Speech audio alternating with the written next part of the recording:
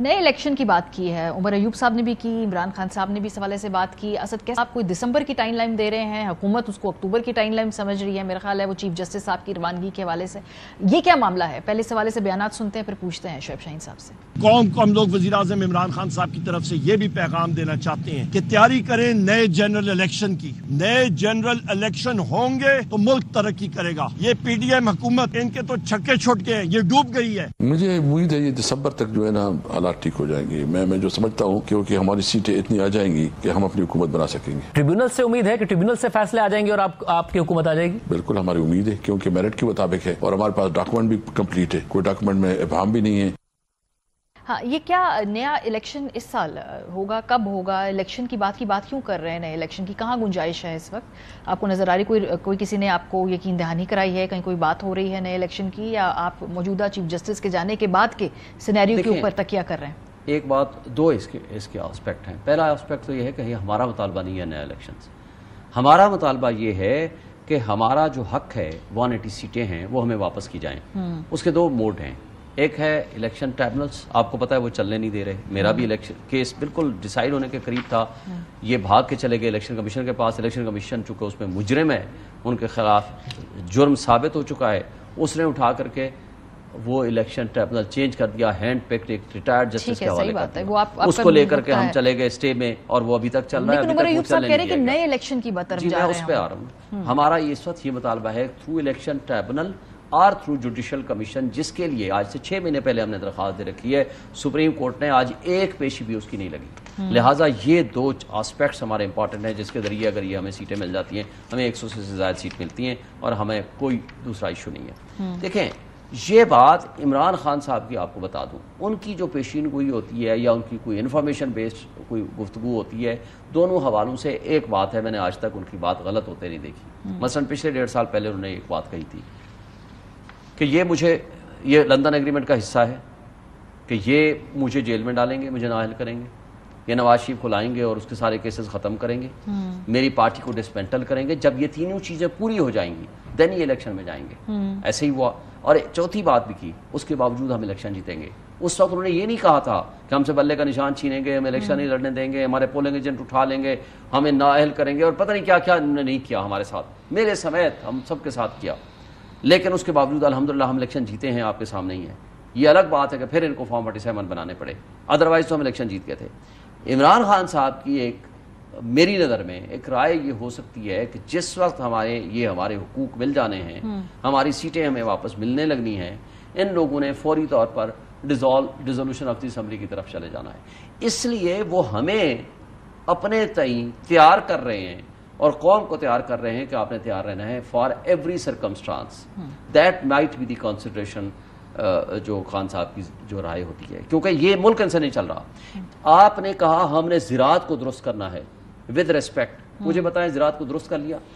800 ارب روپے کا پنجاب کے کسانوں کا نقصان کیا ہے آپ نے، اور 400 ارب روپے کا گھپلا ہوا ہے جو گندم سکینڈل میں آج تک سوائے 2 کہتے ہیں ملازمین کو ہم نے معطل کیا ہے، جس میں یہ سارے لوگ ہیں، کچھ نہیں کیا. تو فار دی ٹائم بینگ ہم جو پریزیوم کر رہے ہیں، ہمارا جوڈیشل کمیشن کا یا الیکشن ٹریبونل، یہ دونوں چیزیں جب سامنے آئیں گی، آخری آپشن کے طور پر ہمیں یہ ذہن میں رکھنا چاہیے کہ یہ اسمبلی ڈیزالو کریں گے اور اس کے بعد الیکشن کی طرف. دسمبر میں کیا نظر آ رہا ہے اسد کیسر صاحب کو؟ یہ کیوں کہہ رہے ہیں کہ دسمبر میں حالات بہتر ہو جائیں گے آپ کے؟ یہ کیا آپ کی لوگ آتے ہیں نا، 6 مہینے کا ٹائم ہے ٹریبونل کے لیے کہ آپ کیسز کو ڈیسائیڈ کریں. 6 مہینے نہیں تو 2 مہینے اور لگ جائیں گے، 3 مہینے لگ جائیں گے. اور تو لہٰذا فار دی ٹائم بینگ جو ہی چھٹیاں ختم ہونی ہیں سپٹمبر، اکتوبر، نومبر، اور اس میں بھی کوئی شک و شبہ نہیں ہے.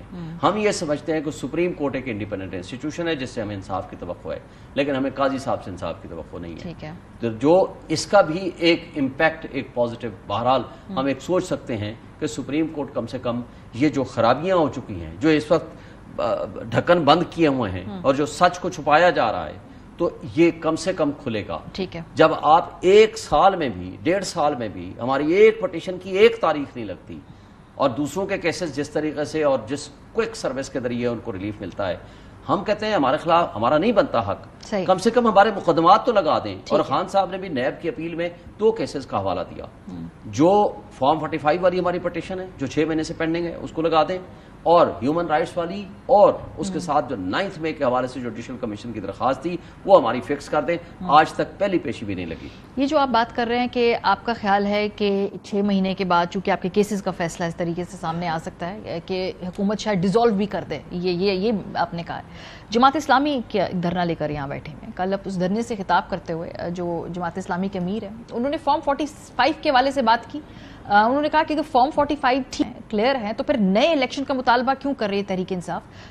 یہ کیا بات کی حافظ صاحب نے, ذرا سنیے حافظ نعیم صاحب نے, پھر ہم شعیب صاحب سے پوچھتے ہیں. بعض لوگوں نے یہ کہنا شروع کر دیا ہے کہ ری الیکشن ہونا چاہیے. اب میں ان سے یہ پوچھنا چاہتا ہوں کہ کیوں ہونا چاہیے جب آپ کے پاس فارم 45 موجود ہے اور جس پارٹی یعنی پی ٹی آئی کے لوگ زیادہ تر فارم 45 والے ہیں اور فارم 47 والوں کی حکومت بن گئی, تو اگر پی ٹی آئی کا ہی کوئی رہنما یہ کہے کہ فارم 45 کے بجائے ری الیکشن ہو تو آپ سمجھ رہے ہیں کہ دال میں کالا نہیں بلکہ ہو سکتا ہے دال پوری ہی کالی ہو.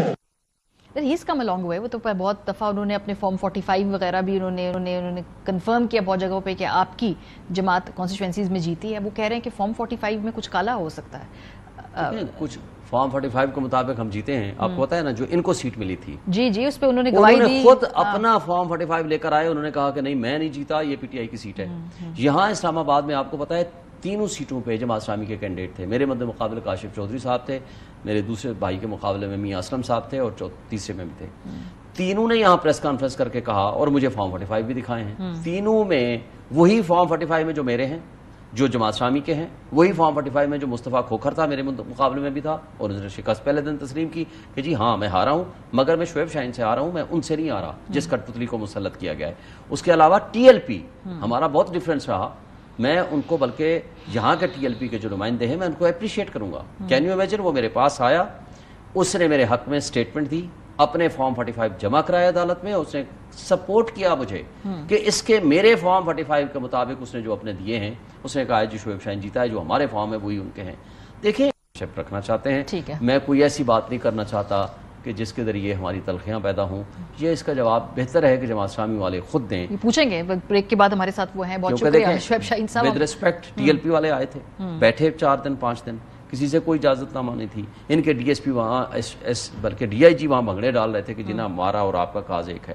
اگر یہ دوہرا معیار ہے ریاست کا اور انصاف کے قانون اور انصاف کو برقرار رکھنے والے لوگوں کا, تو پھر مجھے بتا دیں کہ ہم کوئی اس پاکستانی شہری ہیں نا, ہمارا بھی اتنا ہی حق ہے. بہت شکریہ.